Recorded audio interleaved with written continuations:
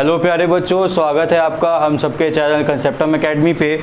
आज जो है न्यू लेक्चर आया है डाइवर्सिटी का, जो क्लास 9th के लिए, 10th के लिए और कुछ कॉम्पिटिटिव एग्ज़ाम जैसे कि BHU, AMU, जामिया और जो लोग भी NTSC का एग्ज़ाम वगैरह देना चाहते हैं उसके लिए इम्पॉर्टेंट है।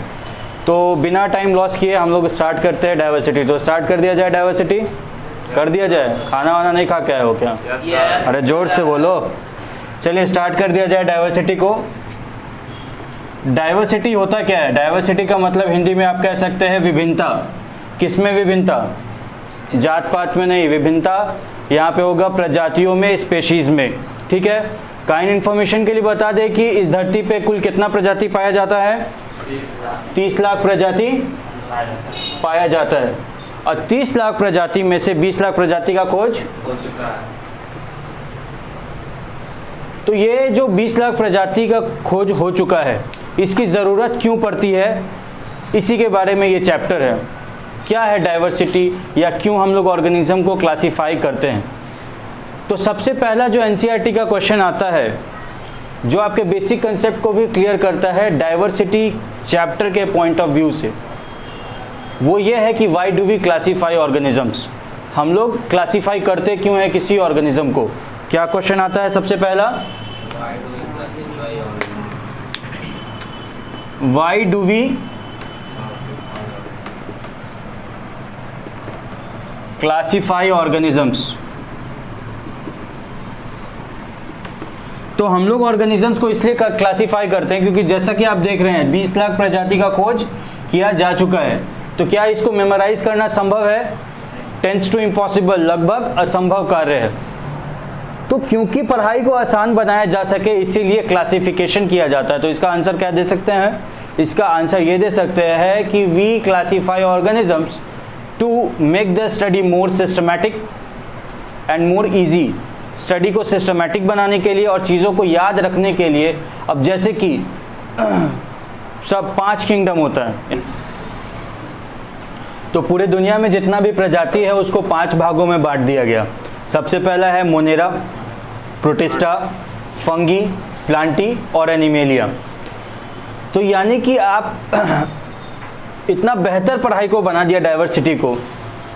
तुम लोग सोच के देखो कि जिस तरीके से पहला ऑर्गेनिज्म का खोज हुआ होगा, अब फिर धीरे धीरे करके 20 लाख ऑर्गेनिज्म का प्रजाति का खोज हुआ, तो साइंटिस्ट लोगों को कितना दिक्कत हुआ होगा एक्सट्रीम लेवल पर।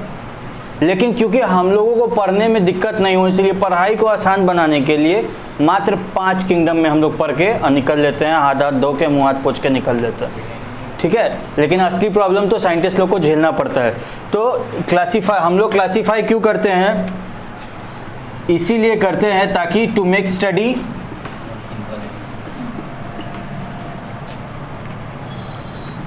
ईजियर, सिस्टमैटिक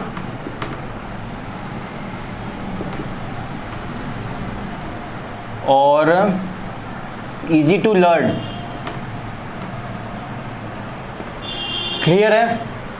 क्योंकि एक और कारण हो सकता है, क्योंकि 20 लाख प्रजाति को याद करना लगभग असंभव है। अब हम लोग देखते हैं कि किस तरीके से क्लासिफिकेशन करना स्टार्ट हुआ था, कैसे कैसे ये कहानी आगे बढ़ा और कैसे कैसे साइंटिस्ट लोगों को क्या क्या परेशानी आया, वो हम लोग देख लेते हैं इससे रिलेटेड। ठीक है। फादर ऑफ बायोलॉजी कौन है? एरिस्टोटल है। ठीक है।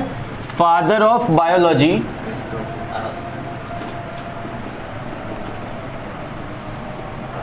एरिस्टोटल है तो ये पिताजी बायोलॉजी के, लेकिन इनसे भी गलती हुआ। पिताजी से तो गलती होता ही है, तब ना कुछ गधा बच्चा रहता है दुनिया में। अब देखिए फादर ऑफ बायोलॉजी की बात कर लेते हैं। तो एरिस्टोटल ने सबसे पहले 2 किंगडम क्लासिफिकेशन दिया था। क्या दिया था? 2 किंगडम क्लासिफिकेशन। 2 किंगडम क्लासिफिकेशन का मतलब क्या हुआ जानते हैं? जितना भी प्रजाति है उसको 2 ही भाग में बांट दिए। ठीक है। एक को प्लांट में और दूसरा को किसमें? दूसरा को एनिमल्स में बांट दिया गया। बोर्ड पे का क्लियर दिख रहा है ना? तो प्लांट में और एनिमल में बांट दिया गया। क्लियर है? इन्होंने प्लांट को बांटा उसके हाइट के हिसाब से, साइज के हिसाब से। किस में बांटा? हर्ब्स में, दूसरा क्या होता है श्रब्स में, और तीसरा क्या होता है ट्रीज में। यानी छोटा प्लांट, उससे बड़ा प्लांट और सबसे बड़ा प्लांट। ठीक है?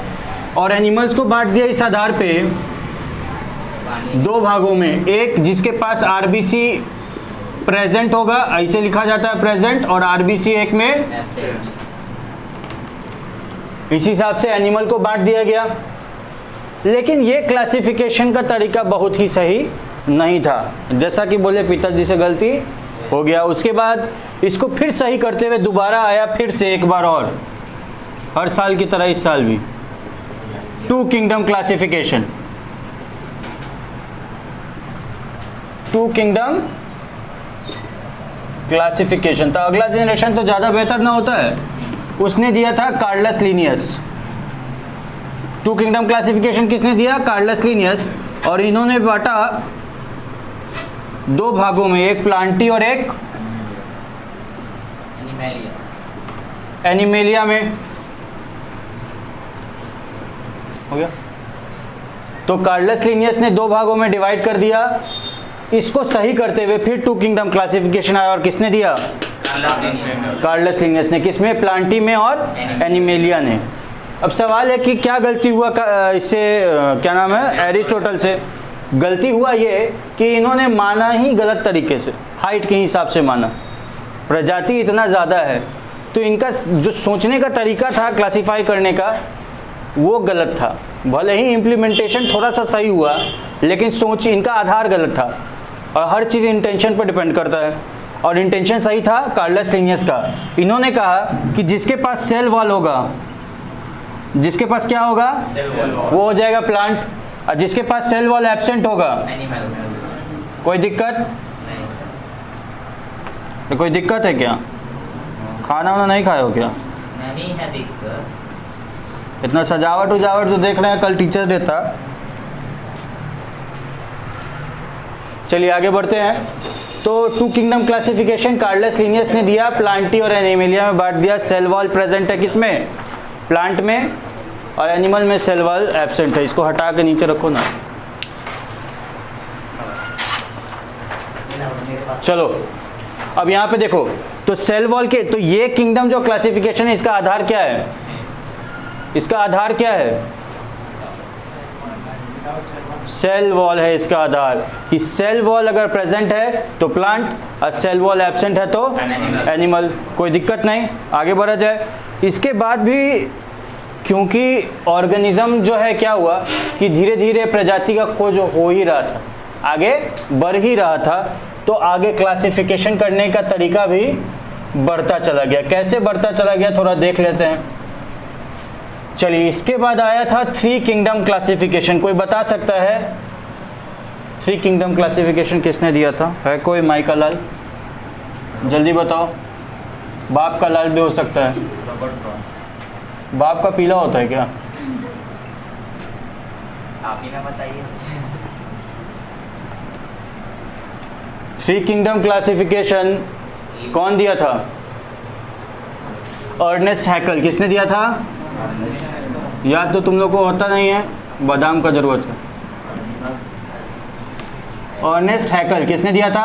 अर्नेस्ट हैकल। तो उसके पास, उसका क्लासिफिकेशन में ज़्यादा डिफरेंस नहीं था। प्लांटी उसने लिया ही था, एनिमेलिया उसने लिया ही था, बस एक नया ग्रुप ऐड किया था जिसका नाम था प्रोटिस्टा। हो गया तीन। अब प्रोटिस्टा को कैसे किया था वो देखिए। एक ऑर्गेनिज्म था कुछ इस शेप का, जी बिल्कुल, स्लीपर लाइक,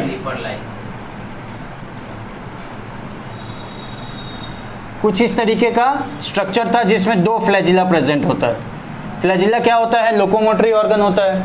जैसे हमारा पैर है, चलते हैं, एक जगह से दूसरे जगह जाते हैं, उसी तरीके से फ्लैजिला भी किस चीज़ में मदद करता है? लोकोमोशन में मदद करता है। इसके अलावा यहाँ पे सिलिया प्रेजेंट होता है। क्या होता है?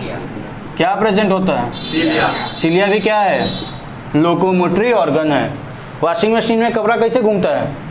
गोल गोल। तो भारी कपड़ा नीचे जाता है, हल्का कपड़ा ऊपर रहता है। तो उसी तरीके से ये बीच में फ्लैजिला ऐसे गोल गोल घूमता है। ऐसा मूवमेंट को बोलते हैं व्हर्लपूल मूवमेंट, व्हर्लपूल मूवमेंट, या फिर विप प्लास्ट मूवमेंट बोलते हैं। क्या बोलते हैं? क्या बोलते हैं? जोर से बोलो।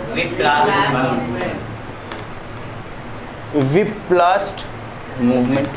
तो जब इस तरीके से घूमेगा, और ये ऑर्गेनिज्म होता है पानी में, और पानी में अब मान लेते हैं कि यही युग लेना है, यहाँ देखो, यहाँ देखो, ये मान लेते हैं युग लेना है, और यहाँ पे कोई फूड है। अगर यहाँ से फ्लैजिला 2 निकला हुआ है, ऐसे ऐसे घूमना चालू करेगा तो पानी में थोड़ा सा फोर्स क्रिएट होगा ना, अपने तरफ खींचेगा ना। बवंडर कैसे खींच लेता है अपने अंदर, पानी के अंदर, तो उसी तरीके से एक सर्कुलर पाथ होगा जिसके कारण वो फूड युगलेना के माउथ में चला जाएगा। यहाँ पे इसका अपना डीएनए वीएनए भी प्रेजेंट होता है, तो वो सब अभी इम्पोर्टेंट नहीं है हम लोग के लिए। तो इधर अपना फूड इसका चला जाएगा। तो फ्लैजिला और सिलिया का काम क्या हो गया? एक तो लोकोमोशन और एक फूड कलेक्शन करना, फूड को इंजेस्ट करना। क्लियर है? तो यहाँ से अब देखो, यहाँ बहुत दुविधा हुआ था, अर्नेस्ट भाई साहब को बहुत दुविधा हुआ था, पेट में दर्द हो गया था। कैसे हो गया था? देखिए, प्लांट जो है, प्लांट में क्या प्रेजेंट होता है? Cell wall. एनिमल में क्या होता है? सेल वॉल नहीं होता है। इतना ही बात तो जानते थे हम लोग, प्लांट और सेल वॉल, प्लांट के बारे में, एनिमल के बारे में। किसके टाइम में? लिनियर्स के टाइम में। तो जब इसके बाद आगे बढ़ा गया तो ये जो प्रोटिस्टा है, इसके साथ दिक्कत ये आया कि ये इसके पास ये फोटोसिंथेसिस करता था। क्या करता था? फोटोसिंथेसिस क्या होता है? वो असिस्टेंट चलाने वाला फोटोसिंथेसिस नहीं। ये व्हाट्सएप पे फोटो भेजेंगे, सीन हो जाएगा, फोटो यहाँ पे, दिस इज तो फोटोसिंथेसिस, ऐसा वाला नहीं। फोटोसिंथेसिस क्या होता है? एक ऐसी प्रक्रिया है जिसमें खाना जो है खुद से बनाया जाता है। किसके प्रेजेंस में? सनलाइट के प्रेजेंस में और क्लोरोफिल के प्रेजेंस में ट्रैप किया जाता है, और सॉइल से मिनरल लिया जाता है, हवा से कार्बन डाइऑक्साइड लिया जाता है। तो फोटोसिंथेसिस क्या है? बचपन से तो यही ना पढ़ रहे, द प्रोसेस बाय विच हरा पौधा मेक्स इट्स ओन फूड। एक ऐसा, हाँ है कि नहीं? देखिए, the process by which green plants make their own food is called photosynthesis, but with the help of sunlight and chlorophyll. ठीक है, अब इसका रिएक्शन लिख लेंगे तो ज़्यादा बेहतर तरीके से समझ। बहरहाल अभी रिएक्शन नहीं लिखते हैं कि लिख दें? लिखिए देते हैं, देख लो। देखिए, फोटोसिंथेसिस का जो प्रोसेस होता है उसमें अगर डिफाइन नहीं याद है, everything is about concept eight.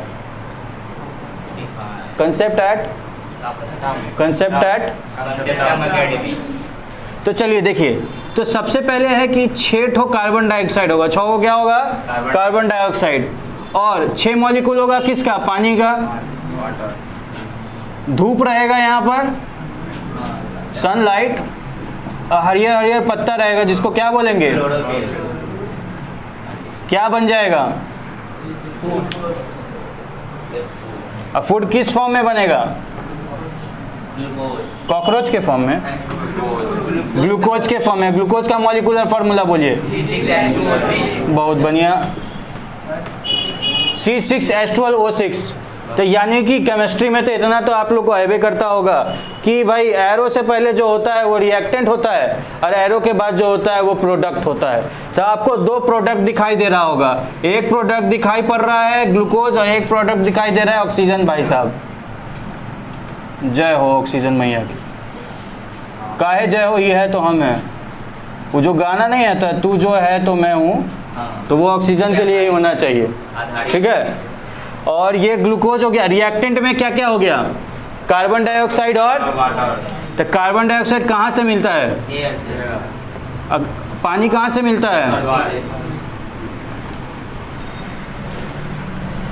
ठीक है, अब क्लोरोफिल तो पत्ता में प्रेजेंट होता है। ये सब जो प्रोसेस होता है कहाँ होगा? किचन में होगा? नहीं, पेड़ में होता है। किचन में ही ना होगा, पेड़ के किचन में होगा। अब पेड़ का किचन किसको कहते हैं? लीफ को कहते हैं। तो आपसे कोई पूछेगा, बताइए what is site of photosynthesis, अर्थात कि फोटोसिंथेसिस कहाँ पर होता है, तो क्या बोलेंगे? लीफ में होता है। जोर से बोलो तो तुम लोग, लीफ। हाँ, ठीक है। तो लीफ में ये सब प्रोसेस होता है, तो इसीलिए सब क्वेश्चन पूछ देता है कंपटीशन में, बताइए कि साइट ऑफ फोटोसिंथेसिस क्या होता है या किचन ऑफ प्लांट किसको कहते हैं। दोनों का आंसर एक ही हो जाएगा, वो क्या होगा, लीफ हो जाएगा। बहरहाल आगे बढ़ते हैं। तो कन्फ्यूज़न अभी हम लोग आ जाते हैं अपने पुराने, हम लोग तो भावनाओं में बहना जाते हैं। कहाँ पढ़ रहे थे प्रोटिस्टा के बारे में, कहाँ चले हैं फोटोसिंथेसिस में। देखिए तो देख रहे थे कि यूकैरियोट्स के बारे में हम आपको बोले कि प्रोटिस्टा जो है वो क्या करता है, फोटोसिंथेसिस करता है। फोटोसिंथेसिस करता है तो सबको क्या लगेगा कि प्लांट है, यही ना लगेगा। अर्नेस्ट हैकेल को भी यही लगा कि प्लांट है, लेकिन फिर दिक्कत का बात हो गया कि इसमें सेल वॉल होवे नहीं करता है। तो सेल वॉल नहीं होता है तो अब क्या लगा, एनिमल। गड़बड़ा गया बात। कुछ नहीं बीच का। अब क्या किया जाए, आई स्कूल के फॉर्म और कॉलेज के फॉर्म को जैसा तो नहीं होगा, मेल फीमेल अदर वाला ऑप्शन तो नहीं है। पीछे में टांग देना है। तो क्या किया जाएगा, इसके लिए नया ग्रुप बनाया गया जिसका नाम है प्रोटिस्टा। ठीक है, क्या नाम है, प्रोटिस्टा नाम है। क्लियर है। तो 3 किंगडम क्लासिफिकेशन किसने दिया, अर्नेस्ट हैकेल। क्या परेशानी आया समझ गए। जी जी। अर्नेस्ट हैकेल को हम लोग तो आसानी से समझ जाते हैं, उसको कितना दिन लग गया होगा। पेट में दर्द हो गया।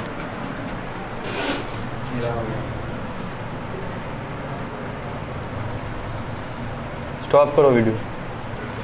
तो इसमें कोई दिक्कत नहीं। 3 किंगडम क्लासिफिकेशन, 3 के बाद क्या आता है फिर आज, 4 किंगडम क्लासिफिकेशन। कौन दिया था, राइटिंग बहुत अच्छा है मेरा। कौन दिया था, कोपलैंड। कौन दिया था, कोपलैंड ने क्या क्या दिया, ई तीनों तो रहेगा ही, प्रोटिस्टा रहेगा ही, प्लांटी भी रहेगा ही, और एनिमेलिया भी। इन लोग का जो क्लासिफिकेशन का तरीका वही था वही रहेगा, बस एगो नया ग्रुप जुड़ गया जिसका नाम है।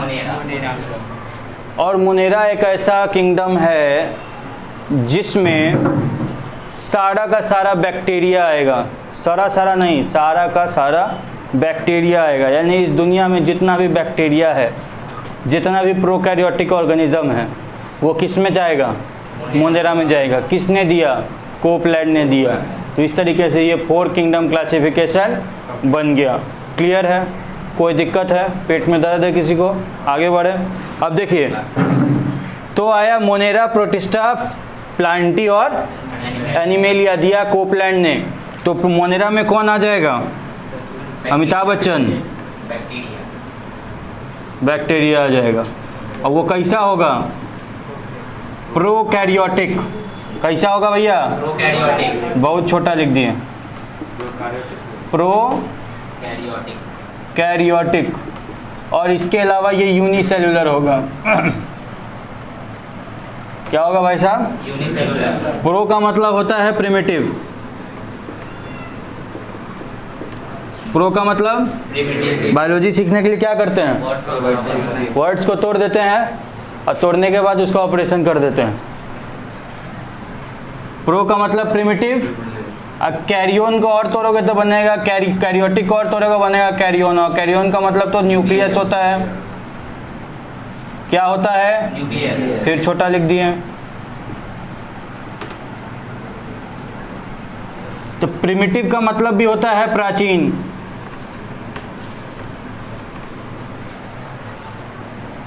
क्या होता है, प्राचीन। और प्राचीन मतलब बोलने का अर्थ क्या होता है, पुराना। बायोलॉजी में प्राचीन या प्रिमिटिव बोलने का अर्थ होता है कि वेल डेवलप नहीं है, वेल डेवलप नहीं है। और एडवांस बोलने का मतलब ही नहीं होता है कि बीच पे घूम रहे शर्ट खोल के, वाइट शर्ट ऐसे करके चश्मा लगा के मॉडर्न हो गया, ऐसा नहीं होता है। मॉडर्न का मतलब होता है वेल डेवलप, चीज़ों को और आसान बना देना, यही होता है मॉडर्न। ठीक है। तो इसका मतलब जैसे जैसे विकसित होता चला जाएगा प्रजाति, वैसे वैसे बायोलॉजी के भाषा में मॉडर्न होता चला जाएगा। ठीक है। जो जितना न्यू होगा वो उसकी संभावना, जरूरी नहीं है लेकिन संभावना, प्रोबेबिलिटी यही रहेगा कि वो क्या होगा, ज़्यादा वेल डेवलप्ड होगा। क्लियर है। तो प्रो का मतलब बोला गया प्रिमिटिव यानी प्राचीन, न्यूक्लियस यानी कि जिसका सेल या न्यूक्लियस वेल डेवलप नहीं होगा वही प्रोकैरियोट होगा। सेल पर वीडियो बन चुका है, आप लोग जाके चैनल पर देख सकते हैं। प्रोकैरियोट क्या है, यूकैरियोट क्या है, वो आप लोग देख सकते हैं। बहरहाल आगे बढ़ा जाए तो प्रोकैरियोटिक अभी समझाने का जरूरत था नहीं, बस इतना जान लीजिए कि मोनेरा जो है वो प्रोकैरियोटिक का यूनिस है। यूनिसेलुलर बताने का जरूरत है क्या? यूनि का मतलब और सेलुलर का मतलब यानी ऐसा ऑर्गेनिज्म जिसका सेल किसका बना होगा, एक ही जिसका शरीर एक ही सेल का बना होगा, उसी को यूनिसेलुलर कहा जाएगा। फिर उसके बाद आया 5 किंगडम क्लासिफिकेशन। थक गए क्या? अरे थक गए।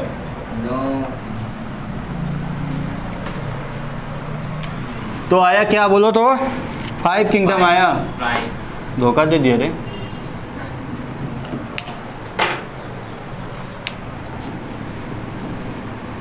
हमेशा बैकअप लेके चलिए, कभी भी धोखा मिल सकता है बाबू, समझ रहे ना? अभी देखिए बैकअप नहीं होता, धोखा खा जाते ना हम अभी। चलिए देखिए 5 किंगडम क्लासिफिकेशन है, खूब हंसी आ रहा है। 5 किंगडम क्लासिफिकेशन कौन दिया था भाई? RH Whittaker. कौन दिया था? हम मार्कर का ही बात किए थे कि मार्कर का बैकअप रखा कीजिए, वो खत्म हो जाए तो दूसरा मार्कर चलाइए।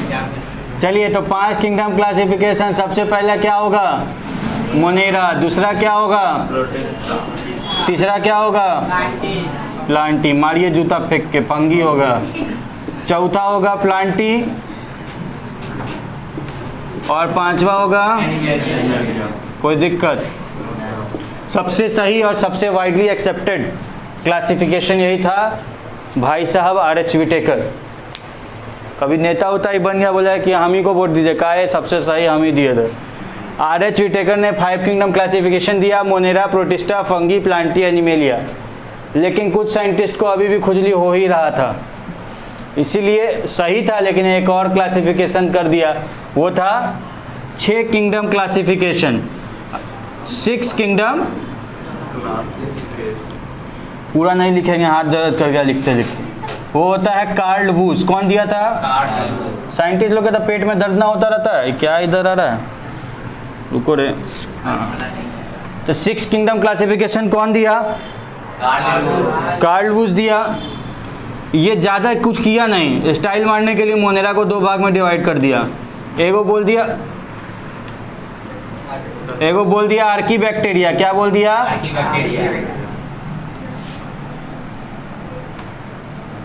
एक ठो बोल दिया बैक्टीरिया। देखिए दिक्कत साइंटिस्ट लोग के साथ क्या है मालूम है, और हम लोग के साथ दिक्कत क्या है? दिक्कत ये है कि हम लोग सिलेबस पढ़ते हैं और वो लोग बायोलॉजी पढ़ता है। हम लोग सिलेबस एग्जाम में देने के लिए ज़िंदगी भर रह जाते हैं, असली पढ़ाई तो वही लोग करता है और उसका दिया हुआ पढ़ाई फिर हम लोग करते हैं। आई भाई साहब को कोई काम तो था नहीं, देखे कि स्टाइल मारना है हमको, मोनेरा को 2 भाग में बांट कर दी। देखिए आपको को भी समझाएंगे, आपको खुद हंसी आएगा। आर्की बैक्टीरिया का मतलब होता है ओल्ड बैक्टीरिया, और यू बैक्टीरिया का मतलब होता है मॉडर्न बैक्टीरिया। क्या जरूरत था क्लासिफिकेशन करने का? ऐसे ही बैठे हुए थे कि 5 गो साइंटिस्ट आया, कुछ दे दिया है बाटो रे। मोनेरा एगो पुरनका बैक्टीरिया है, वो नया बैक्टीरिया, ठीक है। तो यहाँ आ गया 6 किंगडम क्लासिफिकेशन, लेकिन सबसे सही यही है 5 किंगडम क्लासिफिकेशन। हाँ, अगर कंपटीशन में पूछता है कि मोनेरा का क्लासिफिकेशन किसने किया या 6 किंगडम क्लासिफिकेशन किसने दिया, तो क्या हो जाएगा? कार्ल वूज हो जाएगा। लेकिन 5 किंगडम क्लासिफिकेशन या सबसे सही मोड ऑफ क्लासिफिकेशन किसने दिया? RH विटेकर ने दिया। कौन कौन दिया? मोनेरा, प्रोटिस्टा, बोलो।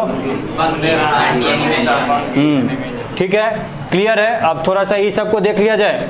इस सब को देखने से पहले एक भारी मिस्टेक हो गया हम लोग से दोस्त। मिस्टेक ये हो गया कि हम लोग बंदर खोजे थे, अब बंदर खोजने के बाद क्लासिफाई ही नहीं किए थे, तो उसको क्लासिफाई कर लिया जाए। चलिए, तो सब हम लोग बोले थे कि क्लासिफिकेशन का तरीका क्या होता है उसको पहले देख लिया जाए। एक क्वेश्चन तो डील कर चुके हैं कि why do we classify organism. We classify organism क्योंकि अच्छा लगता है ना, हम लोग इसलिए करते हैं ताकि पढ़ाई को आसान बनाया जा सके, ज़्यादा बेहतर तरीके से उसको याद किया जा सके। तो क्लासिफिकेशन करने में सबसे पहला तरीका जो होता है वो होता है आइडेंटिफिकेशन। क्या होता है? आइडेंटिफिकेशन। दूसरा तरीका होता है बाबू क्लासिफिकेशन। और तीसरा हो जाता है बाबू nomenclature. बहुत बेहुदा है तुम लोग, सेकंड में nomenclature. बिना नाम रखे बच्चा का शादी ब्याह करा देगा ये लोग। नॉमेनक्लेचर के बाद हंस रहा है, देखिए ना कितना खिलखिलाहट आ गया है शादी का नाम पे। देखिए क्लासिफिकेशन, क्या चनुने काट रहे हैं।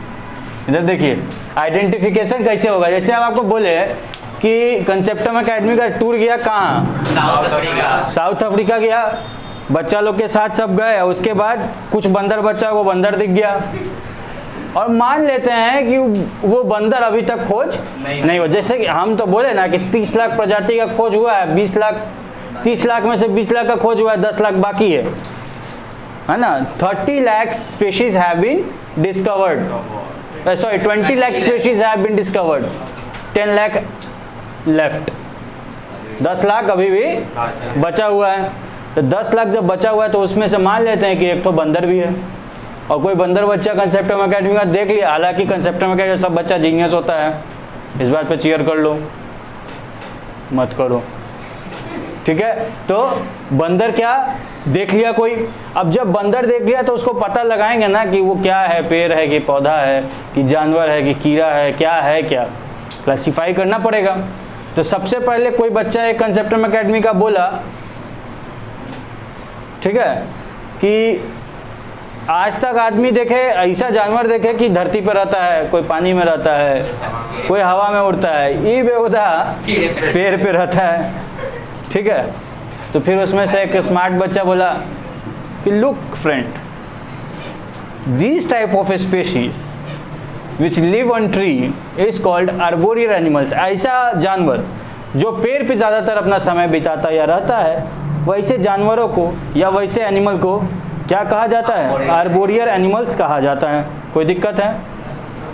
अब आगे बढ़ा जाए तो ये तो आपको यहाँ सबसे पहले देखिए क्या बोला गया, आइडेंटिफिकेशन, नॉमेनक्लेचर और क्लासिफिकेशन। जैसे बच्चा पैदा होता है तो छठी होता है, छठी में फिर उसको नामकरण किया जाता है, नामकरण कर दिया गया, उसके बाद फिर थोड़ा सा बड़ा होता नहीं है कि कुंडली उंडली देखा जाता है, यही सब काम होता है, यानी उसको क्लासिफाई कर दिया जाता है ना।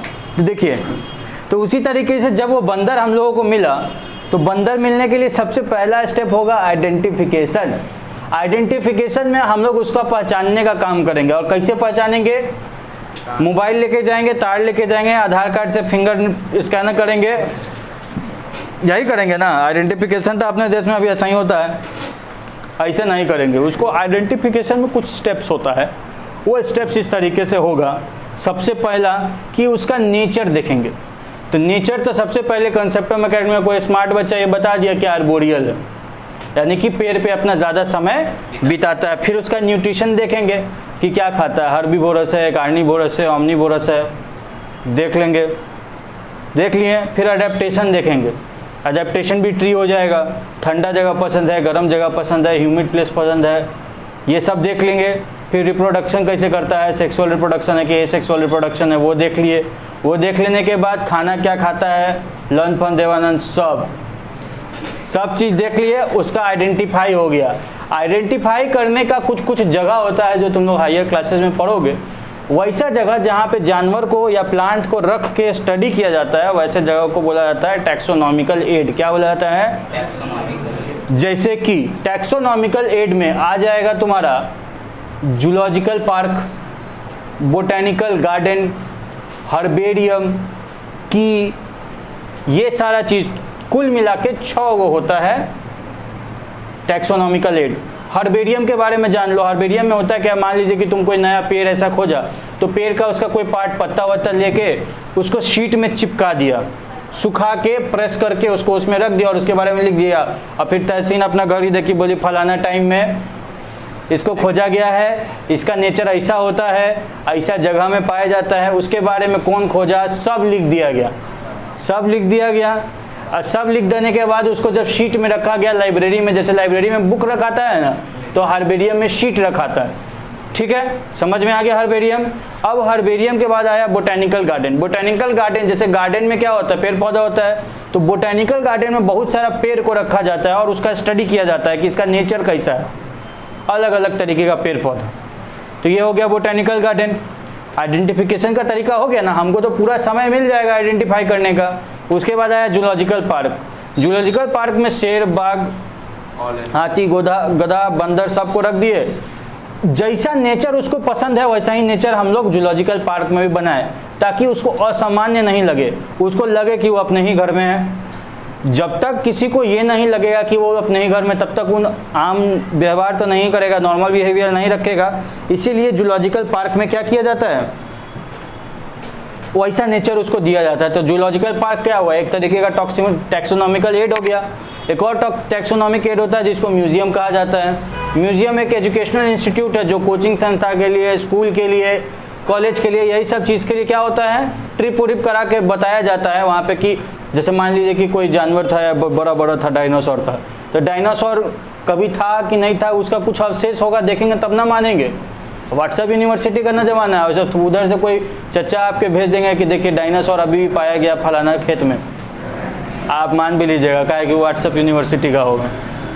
ठीक है, तो मतलब ये म्यूजियम आपको बताता है कि फलाना टाइम में, यानी किसी टाइम में इस तरीके का जानवर भी रहा करता था, उसका हड्डी या उसी का कोई अवशेष रखा जाता है, ताकि, तो ये हो गया टैक्सोनॉमिकल एड, जिसमें हम लोग अलग अलग जानवर के रिकॉर्ड्स का स्टडी कर सकेंगे।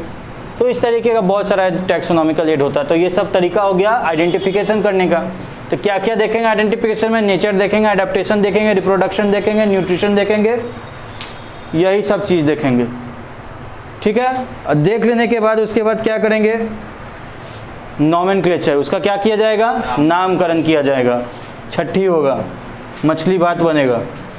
देखिए नॉमेनक्लेचर का भी तरीका होता है। नॉमेनक्लेचर का जो तरीका हम लोग को पढ़ना है वो है बाइनोमियल नॉमेनक्लेचर। क्या है, बाइनोमियल नॉमेनक्लेचर। बाइनोमियल नॉमेनक्लेचर किसने दिया था भाई साहब,